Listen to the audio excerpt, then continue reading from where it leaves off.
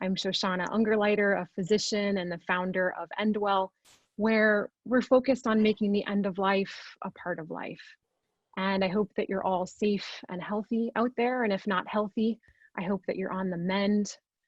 We're all living in this new reality, one of connection through screens, where we're wearing our dress shirts on the top and then our sweatpants on the bottom. And we're coming to you today to find community in one another and to support our physical and our emotional health through this virtual conversation.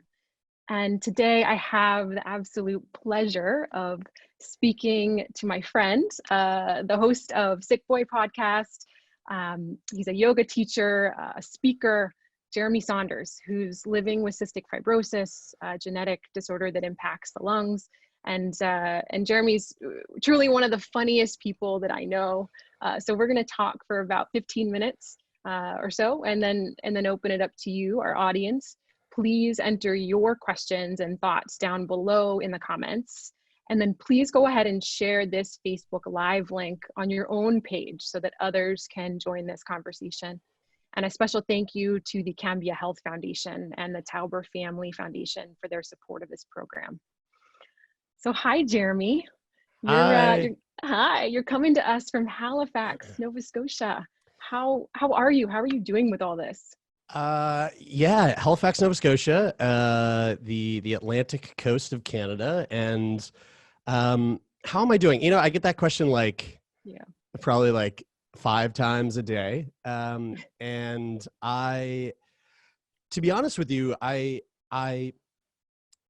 this is every day is a roller coaster, you know, like there's the ups and the downs of that inevitably come with this sort of new world that we're in right now. But I truly think that I can say that amidst everything that's happening right now, I feel like I'm thriving. I feel really good. And that is a conscious and decision, and there's effort that goes into that. But I truly do feel like things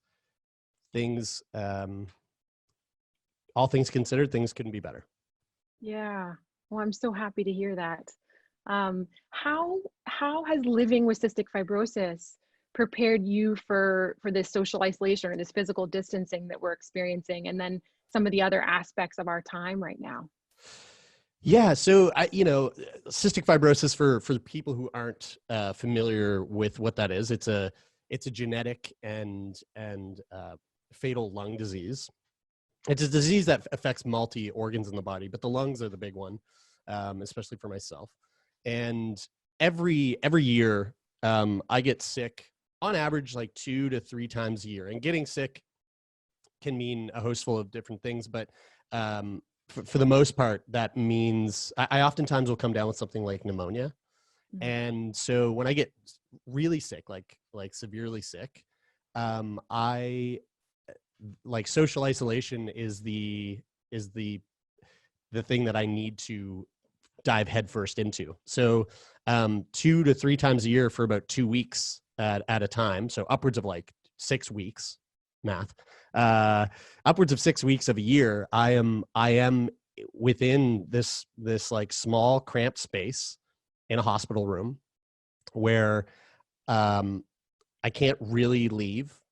If I do leave, I need to be wearing gloves and masks and gowned up. If people do come to visit me, they also need to be keeping distance and wearing masks and gloves. And that's basically the world we're living in right now. And so I feel like I've been saying this from the beginning, but I feel like I've been training for this my entire life. You know, like I feel like I'm an absolute pro at this. I'm used to it. And right before we started talking, you and I were discussing like how long we've been doing this so far. And I've realized that right now is like this today, like literally today is the 6-week mark of how long I've been practicing social isolation. And so after today, like tomorrow, I'll have set my record We're going into brand new territory. Who knows how I'll do tomorrow? But up till today, this is familiar territory. And I'm so glad that you get to be at home, right? That's wonderful. What a gift. Like, I'm sitting here, like you had said, I'm sitting here. I mean, I'm not wearing a dress shirt by any means, but, like sitting at home, looking presentable, pants, completely optional. Love that part. I'm chatting with you, but I also have my very loud dog here hanging out with me. I'm in the comfort of my own home. I feel, this is far greater than having to be in a small hospital room. Thank God. But to touch on your question there, like the other aspects of our time, the part of my job is every single day is to speak with people about the hardest moments of their life. I host a podcast called Sickboy Podcast, and the show in a nutshell is we talk to people about living with chronic or terminal disease, but with a twist. It's a comedy podcast. So we try to find the levity and the humor that exists within the human experience of being sick. And that's what I've been doing for the last 5 years. And so it's really given me this opportunity to like recognize those moments where I am in a place of great discomfort and to lean into it and to invite it in and to not shy away from it, not push it away, and to try to find the levity that exists there, to try to learn from it. And so, like I said at the beginning here, I feel like I'm thriving. And I think that is because this is that moment. This is a beautiful moment to learn. And I feel like I'm learning a lot. That's such a gift that you're giving to the world, the podcast and these conversations. So I just thank you for that. You've been practicing and teaching others self-care for quite a while. What are tips that you can share to help people tend to their physical, emotional, mental well-being right now? Good question. I think that on the physical well-being, I'm probably going to just sound like say the thing that everyone is already knows and is already hearing like day to day, but like move your body. Just because we're stuck at our homes doesn't mean that we can't still physically take care of ourselves. Here in Halifax, at the yoga studio that I teach, we're really fortunate that they've been offering these like online Instagram live classes every single day. And it's not just our yoga studio. There's gyms here in Halifax that are offering these like online classes.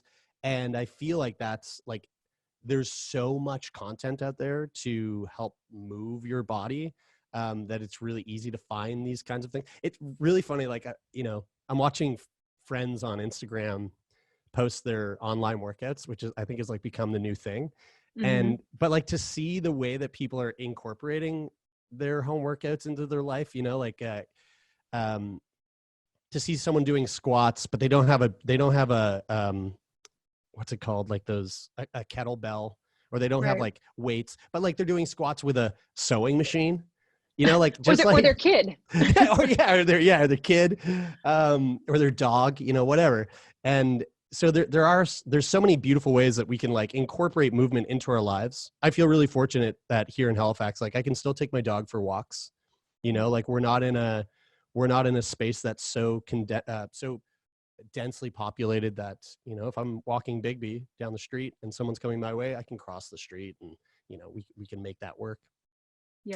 So physically, like moving your body, taking care of yourself in that way and getting outside, I think is like so crucial if you have that ability. Emotionally, like, it's so funny that this idea of social isolation, which it really, like, we really aren't socially isolating. I think we're physically isolating ourselves. Socially, I've never felt more friggin' connected in my entire life. It's like, before all this, I might have FaceTimed maybe for like a total of 15 minutes throughout an entire year. And that's like in 3 separate chunks. I'm FaceTiming all day, every day, and with not just the people that I'm used to seeing and being around on a daily basis, but like people that I haven't connected with in years. And it's so uplifting. It's so beautiful. My uncle Martin, who lives in Vancouver, I never get to see Uncle Martin. He's my favorite uncle. Always been my favorite uncle. I love him to death. Uncle Martin, if you're listening to this, I love you, buddy. He called me on, Facebook Live or Facebook video, out of the blue. And we just sat and had like a 2-hour conversation. And I don't think that we would have had that opportunity if it wasn't for the circumstances that we've been like thrown into, this beautiful catch up with someone that I cherish, that I love so much, but I haven't had the opportunity to speak with in so long. So like emotionally being able to connect with one another, very important, very vital. But again, I feel like everyone knows this. And then although mentally, sometimes the reminder is great because you're like, oh, I'm thinking about my aunt, or I'm thinking about my best friend from college, but actually let me just go that extra step to text her, or to call them. Yeah, People are totally. doing that right now. And to take a moment to like actually think about like, who are the people that I haven't connected with, that I know, like, that it's easy to forget, and they know that I love them. It's not like a big deal that we haven't connected. It's those people that when you do connect again in life, it feels like no time has passed. Who are those people, right? And find those people and give them a shout. And then on the mental side of things, Bigby, can you not do that right now? He's so loud. I'm sorry. This is Bigby right here. This is my dog, and he's someone's at the door, I'm sure. The mental side of things, and I think that's like I want to tie this too into like the spiritual side of things. I was talking about how when all this started, it was so interesting to see how very quickly, very early on, like a weekend, I'm noticing on social media, like all of my friends kind of scrambling to find all the things to keep themselves busy, to keep themselves entertained, to keep themselves distracted, right? So it's like, doing their home workouts and filming it and putting it online, binging, or watching Netflix. Binging Tiger King, like everybody's watching Tiger King, FaceTiming every moment of the day. And I think all those things are really necessary and really helpful. But then again, there's a part of me where it's like, we're now sinking into this new normal. And I think it's really important that although we have time to like focus on that sort of stuff, maybe start to take a moment to like step back and instead of scrambling to find the things that keep us distracted and entertained, instead start to like embrace the idea of boredom, embrace the challenge that you're sitting in right now. Coming back to that notion that I mentioned earlier of like really walking headfirst into discomfort, because those are the moments where we truly begin to learn who we are. That's where we evolve, as people. And it's very easy for us to forget that, I think. And this is like we're being presented a gift. This time right now is that time to like to walk headfirst into the feelings that come with all of this discomfort, and to like be okay with sitting with it and processing it, and let that speak to who you are. Let that dictate, how you fulfill or live out the next few days in your schedule, so like mentally ensuring that you're taking care of yourself, but also mentally, just take a second to take note whether or not you're avoiding being present with the shitty situation that we're currently in, I want to take a quick moment to remind folks to put your comments or questions below, and be sure to share this conversation on your own page to invite more people into the discussion. And Jeremie, I love what you're saying about leaning in to the hard stuff and opening yourself up and being more vulnerable in these challenging times. With your podcast, Sickboy, you've been able to engage a young audience that normally might shy away from the gravity of the illnesses that your guests are experiencing. What are your thoughts about sort of connecting about COVID-19 with younger people, particularly those for whom the thought of their own death or their own sense of mortality is completely alien or so far off? I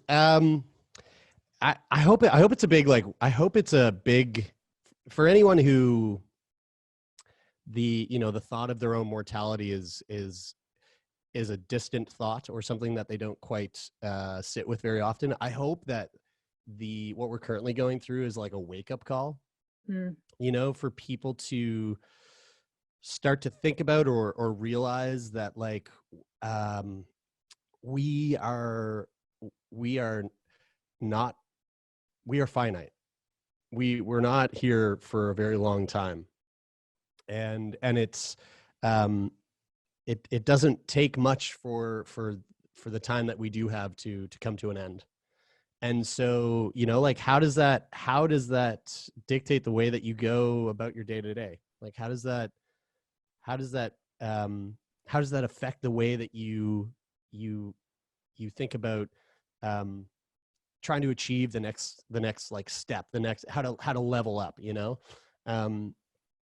I think I feel like we're touching on this again and again and again, but that idea of being comfortable with being vulnerable, being comfortable with being uncomfortable, is such a huge lesson, is such a valuable thing to take into your life. And this is, again, what a perfect opportunity to do that right now, because not only is that the reality right now, it's the reality for everybody. We're all apart. We're all in this now. This is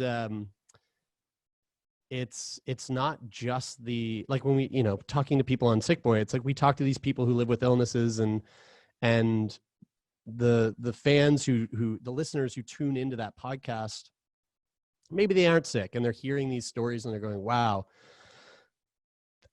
glad that's not me. Glad that I'm not going through that. Wow, they're so, that person's so strong to have gone through that and made it through to the other side. Well, now you are a part of that. Now we're all in this together, right? We're all experiencing this hardship right now. And I think that I hope that I hope that we come out of the other side of this with this renewed sense of understanding of how vulnerable, how exposed we can be, and how our time here is so limited. And yeah, I really I hope it's a wake-up call for a lot of people. Yep, definitely. And along those same lines, is there some learning that you hope our culture, or maybe even because you're well familiar as I am with the healthcare system, that we take forward from this time? I don't know how it's been in Canada in terms of the preparedness of the healthcare system, and here it's been challenged. But yeah. Speaking from a really personal perspective, here in Halifax, one of the things that I've been noticing is just seeing the way that our community has come together in this extraordinarily caring and nurturing and supportive way. And I pride myself in living in Halifax. I've always thought Halifax to be a really beautiful and supportive community. But there seems to be this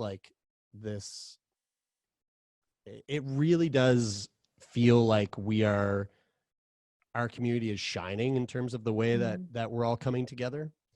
And I hope so deeply that like that continues once this is over.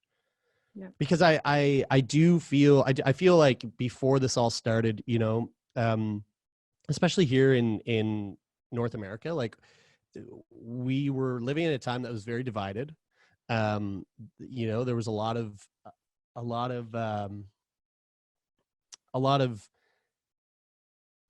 disagreements, a lot of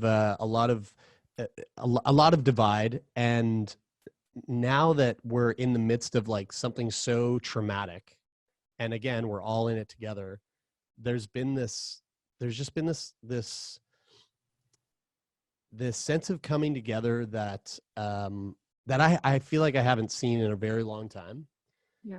And I really hope that it's something that continues once this is all over. You know, like just to see the way that we've all come together. Yeah. I also totally recognize that, like, having said that, I'm trying to be an optimist here. Like, I'm trying to see the great. I'm trying to see the good parts that are coming from this. Yeah. Fully recognize that that's not entirely the case all the time. However, I'm like very much like choosing to put on that lens of looking for and really embracing the good that's coming out of this. And I think that a renewed sense in the importance of community is what we're going to see from this, or at least I hope. Yeah, and I think if everybody remain as optimistic as you are, we would make it so. You know, if we could just make that reality, the truth of what's actually happening. Here in San Francisco, I've just seen the most beautiful parts of humanity come out and really transform what it means, I think, to be a citizen and to care for each other. So that's true for me here as well. We have some questions from viewers. This is from Jeremie in San Francisco. Can you speak to the kind of items that you were allowed to bring into isolation, like into the hospital? Was it books, coloring books, particular media? Yeah, like when I get sick, when I actually get sick, and when I'm hanging out in the hospital, is that what? Yeah. And he also says thank you for your podcast. no problem. So I'm a huge board game nerd. Okay. I love board games, and so board games were like a big piece for me bringing into the hospital, and you know, when people would come visit, finding time to like sit down and bang out a couple games, and which I was really afraid that like the COVID thing was going to take away from that, because like we had a regular group of friends that would get together and play these like pretty advanced and like pretty intense board games, I would say. But very quickly into this, we realized that there's like a whole platform online that you can utilize to play the games just as you were in real life. So that's not changed whatsoever, which I'm really, really grateful for. And then, you know, like, wow, I'm such a nerd. Video games. I'm really big on video games. So like my Nintendo Switch was like my like very coveted item in the hospital. Yeah. I just learned what that is. I'm old, so I was a Nintendo Switch. It's just the greatest like little portable device. Books, you know, like I'm a big fan of music and podcasts, so like you just have that wherever you go if you have a phone. You know, I'm really grateful for that. Those are the key things that I would bring in to like keep me entertained. And then on top of all that, good food. That's like the key part for me while I'm in there, because I know I don't know what it's like fully in the US. I know that there's some places where like hospital food's actually like pretty good in like private hospitals and stuff like. No, that's totally bullshit. I just made that up. Okay. No hospital I know of. Yeah. Okay, because the food up here it's so bad. It is. I mean, like QE2. Thank you guys for saving my life multiple times. However, get your food stuff together because it's so bad. So I would have my mom bring me my favorite pizza delivery and Thai food and what have you. So We have another, the food thing is huge. Even for the people that work in the hospital, we love getting outside good food. From Suzanne, you've spoken to a lot of people with chronic and challenging illness. If you could tell the world one or two things about how to relate to or support people with chronic conditions, what would you say? God, that's a good question. How to relate to someone who lives with a chronic condition, or support them. I mean, I think the thing that really helped for myself, as someone who lives with a chronic condition is whenever I would have a conversation with someone where I felt like,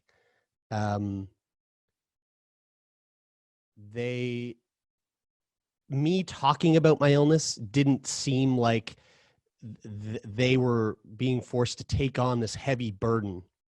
We're like having a conversation with someone where I'm like, I just need to vent and talk about like how shitty of a day I've had today because last night, I was up until 5 a.m.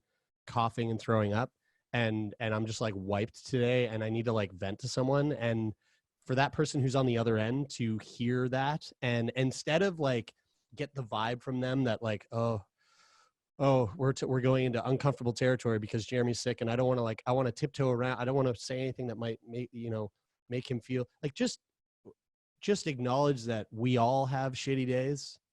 We're all dying. We're all sick in our own way. We're all sick. We're all dying from the sickness of life. We're all patients. And that it's, and so like to just kind of normalize the idea that you're someone to, and to like support them by just saying, that sucks. Yeah. That really sucks. As opposed to just like tensing up and getting awkward about the conversation that you might be having with that person. Because I feel like that, like one of the most isolating things for people who live with chronic illness is that it feels as though it's hard to share what they're going through because they feel so alone in that process. I don't know a lot of people who live with cystic fibrosis. I mean, I do, but because of Sickboy. But if it wasn't for that podcast, like there aren't a lot of people that live with this illness to begin with, and we can't hang out and be friends. So I would feel a bit alone in that. And so to have a conversation with someone where it doesn't feel like I'm some sort of quote unquote like freak, I think that's like one of the biggest things that you can do for someone is just to be there and hold space and go, man, that sucks. I get it. I mean, I don't get it, but I get it because I can put myself in those shoes in other aspects of my own life. So yeah, I get it. We have another question from Aisha, and this will probably be the final one. Jeremie, have you found that friends or acquaintances have been able to be a bit more empathetic to the social isolation part of having a chronic illness? Do they express a promise to show up more differently or show up more or differently in the future? And how did you respond? Sorry, you cut out there just a little bit. Can you repeat the question? Sure. Have you found, this is from Aisha, have you found that friends or acquaintances have been able to be a bit more empathetic to the social isolation part of having a chronic illness? And then did they express a promise or to show up more or differently in the future for you? That's a good question. I've never really thought about it. I'm not sure. I mean, I don't know if this will answer the question or not, but I think a lot of the people that I surround myself with are like pretty aware and cognizant to the fact that, I can't go out and get groceries like that. Like going to the grocery store for me is just like completely out of the question. And the amount of people that have like stepped up and taken the time to message me to say, hey, do you need anything today? Like I'm out and about, like, do you need me to drop anything off?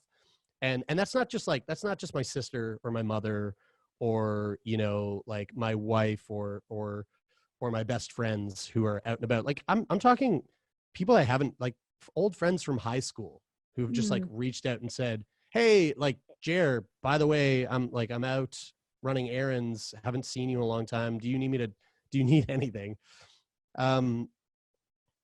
And I think that's been really beautiful, and that's been really amazing. And my hope is that they're not just doing that just for me because they know that I'm immunocompromised. Like I'm hoping that when they sent that message to me, they've also sent it to like 4 other people that just came to their mind. I don't know if that answers that question or not, but that's the one thing that it made me think about. Yeah. Last question from Lori. Jeremie, what's your favorite go-to that makes you laugh? I'm a massive fan of stand-up comedy. And it would take me forever to name the comics that I look up to and that I enjoy, but like a go-to laugh that gets me every single time. Oh geez. I'm going to say there is you know what? I don't share this with many people often because I really cherish it, and it's pretty like sacred to me, but I feel like in times like this, like people just need it. There's a show that is called Over the Garden Wall, and it's a cartoon, and it was like a mini series, and it only had 1 season, and I don't think it will ever have anything else aside from like what they put out. And it is the most like endearing, quotable, enjoyable, uplifting, hilarious thing I've ever seen in my life. I love it more than anything in the world. And I've watched it. I couldn't even tell you how many times I've watched it. It's a constant go-to to like just make me feel good. So I'm going to say Over the Garden Wall. Go check that out if you haven't seen it yet. It's friggin' amazing. It's awesome. Oh, well, I know what I'm doing tonight. So we want to hear from all of you out there. We want to know how coronavirus has changed how you feel about and prepare for serious illness, for caregiving, the end of life. Please go to endwellproject.org/stories to share your story with us. And then tune in next week for Dr. Sonali Wilborn, the Chief Medical Officer of Heart of Hospice, to hear about how they very quickly created a dedicated hospice unit for COVID-19 patients in New Orleans. It's a remarkable story of really creative problem solving and true dedication to caring for our most vulnerable. And I want to thank our sponsors once again, the Cambia Health Foundation and the Tauber Family Foundation, for making this possible. And of course, want to thank all of you for tuning in, and to Jeremie Saunders. So wonderful to see your face and to have this chat. And to everybody out there, I hope you stay safe and well, and we'll see you next week. Thank you so much.